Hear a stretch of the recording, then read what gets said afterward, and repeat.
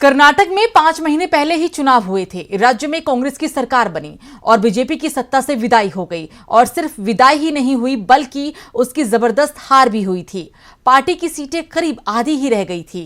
कांग्रेस को राज्य की 224 सीटों में से 135 सीट पर जीत मिली थी, लेकिन फिर भी एनडीए की ओर से कांग्रेस की सरकार को गिराने की कोशिश हो रही है, लेकिन ये कोशिश इस बार सफल नहीं हो पाएगी। 5 महीने ही हुए हैं कर्नाटक में बीजेपी की सत्ता से विदाई को, लेकिन वो अभी से ही परेशानी में दिखाई दे रही है।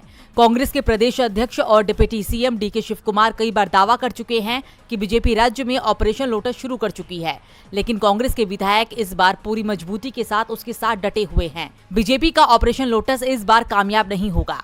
तो वहीं दूसरी ओर अब एनडीए की ओर से खुलकर कांग्रेस नेताओं को बगावत के लिए उकसाया जा रहा है। कर्नाटक के पूर्व सीएम और जेडीएस नेता एचडी कुमारस्वामी ने राज्य के deputy CM DK Shivakumar को मुख्यमंत्री बनाने का ऑफर दिया है।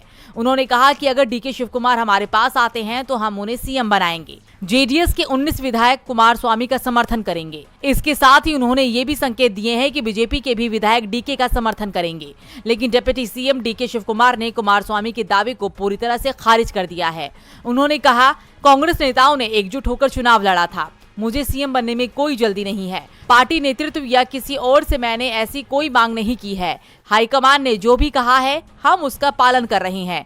सिद्धारमैया हमारे नेता हैं। यहाँ तक कि सीएम सिद्धारमैया ने भी यही कहा है कि ये हमारी प्रतिबद्धता है।